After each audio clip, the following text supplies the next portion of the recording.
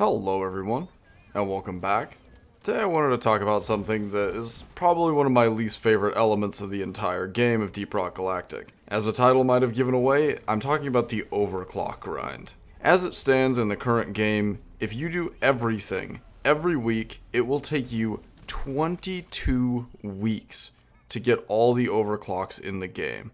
And I know this topic has been heavily discussed in the past, but personally, I just don't agree with that time scale for unlocking something that has such a heavy effect on gameplay. Real quick, we'll go ahead and go over the math that my friend Blueberry Wolfles did. This math was done before Season 2 came out, so there was 124 overclocks at the time. However, the math and the formula stays the same, and we can just work it into the new overclock amount. So to read his breakdown of it, because he has a much better understanding of this than I do, there are 124 overclocks in the game. Every week you can directly earn 6 weapon or blank cores, but you can also earn them through Forge Mastery. The math for the mastery of forging works out to 9 cores per week divided by 5 per level, equaling 1.8, or 9 out of 5, or 1.8. However, since you only earn a weapon core every other mastery level, it's actually a 1.8 divided by 2, which is 0.9. So in total, you actually earn 6.9 weapon cores per week. The math can be done multiple ways. 124 divided by 6.9 for 17.97, rounded up to 18 weeks, or 18 times 6.9, same thing, you get the picture. Like I said, this math was done before Season 2 came out, but the formula remains the same. Now we just plug in our new total number, which is 148 overclocks, and that takes us all the way up to 22 weeks. However, fortunately, the assignment that you have to do to unlock the weekly assignments, Breach the Core, gives you just enough overclocks that we can push it down to 21 weeks in theory. However, we're just talking about weeklies, it barely squeaks its way into 22 weeks.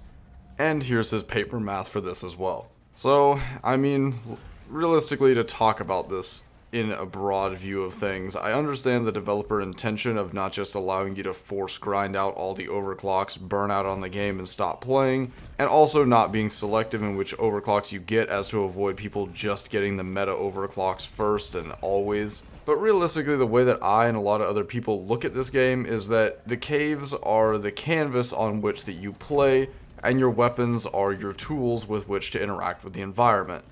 The cave generation, and to an extension the mission types, and your weapons and class that you're playing are the two ultimate pillars of the game. Everything else like enemies, random events, and your overall technical skill is supported by these two things.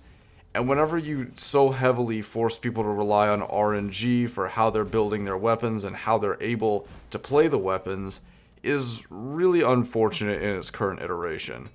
Because in a vacuum, overclocks are a really nice sense of discovery in that you get a random one every week, you get some time to play it before you are able to unlock more, and then you unlock more and go through the cycle all over again. However, in the digital age, where we have the internet, people are very easily able to find out about overclocks that they don't have. So by someone watching me play and seeing me using Special Powder or Spinning Death or Fatboy, they can easily be like, hey, I want that. And whenever they want to go about getting it, all they can do is just roll the dice every week. I'm mostly being facetious when I say this, but this is more akin to a gacha game than any first-person shooter that I've ever played. Genshin Galactic, anyone? I kid. It's all free, it's not predatory microtransactions or anything, but still, I think it's a little annoying that people don't have any agency on their ability to put in more time and grind out more overclocks and actually be rewarded for their time. I will say that this grind used to be much worse than it is now back in the days of only deep dives and the weekly assignment. Now you have the battle pass, so even once you've finished all your weeklies and deep dives, you still feel like you're getting something out of your time in an overall progression sense other than just level. Because realistically, when we're talking about the progression of Deep Rock Galactic, there's not much statistical improvement that happens outside of the first promotion, purchasing your upgrades, and getting your overclocks. The thing is, you can push out that first promotion in about a week's time, but when we talk about overclocks, no one can do it faster than 21 weeks. And I think that's really unfun to some people. Like, yeah, some people won't be able to put in enough time to play more than the amount of time they need to get their overclocks each week, but plenty of individuals have very intermittent schedules and might be able to put much more time in one week than the next. Hell, 1 week they might not even be able to play at all, so why should they have to wait even longer to get all their overclocks? Now, you might say, well, who cares if you get all the overclocks, you just need to get some good ones. Well, due to the random nature of the overclock system, maybe the good ones are the last things you get. And sure, it's a very extreme stance to take to say, oh, you're not going to get any good overclocks until the very end, but statistically, it's possible. Or at least it is up until you completely deplete all overclocks for a specific class. And this brings me to my next major point, is there's really not much player agency in which class you funnel your overclocks towards. The only time that you get any say in what class your overclock will be for, whenever you complete a machine event, which you'll get to pick between 3 options, one of them potentially being a cosmetic, and whenever you complete Forge Mastery, you'll get to pick between 2 random classes. So say even if you get to choose between 3 overclocks, that's still limited to 3 classes, and the class that you want an overclock for might not be available to choose. And when it comes to Forge Mastery, it's just as bad, because then it's only limited to 2 classes. This being said, I heavily incentivize everyone to play all classes and at least be decent with all of them, because I feel like if you're not playing a certain class at all, you're just missing out on a chunk of the game. But that being said, even if you are playing all 4 classes and you just really want special powder, that will push you towards picking scout overclocks whenever it's possible.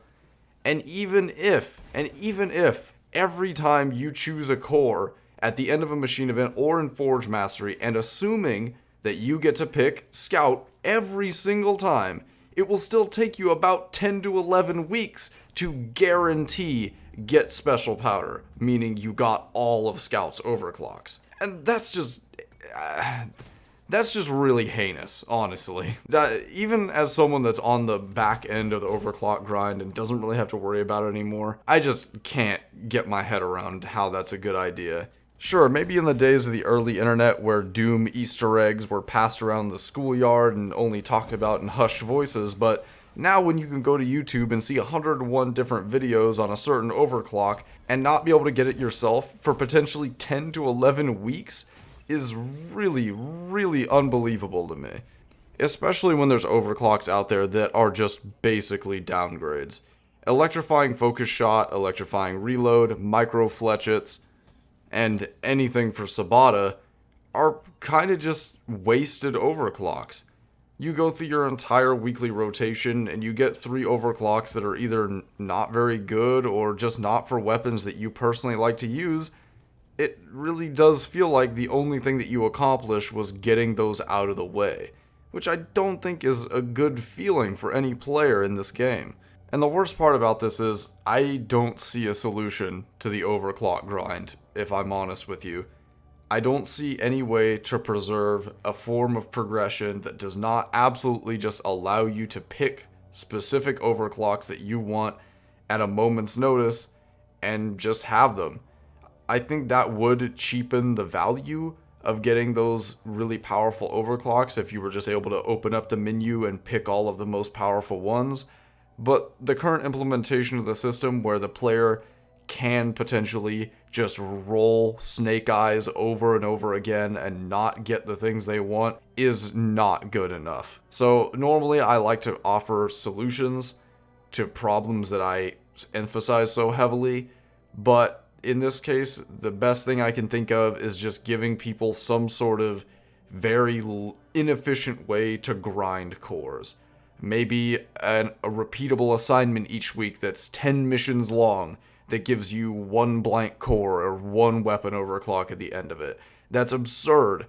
That's absolutely absurd. That's a lot of effort for 1 overclock, but it's something. And I really don't think that's the miracle solution, but I'm just throwing some ideas out there to try to make some positive improvement. Because as it stands right now, 21 weeks of time gating is on par with EA Activision and a gacha game. It's not okay. Not okay at all.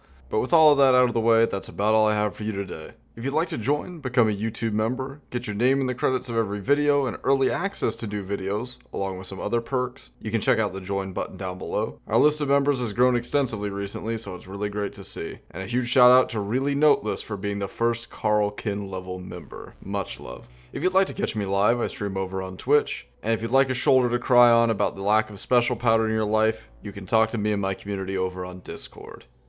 As always, thank you for watching, and have a nice day.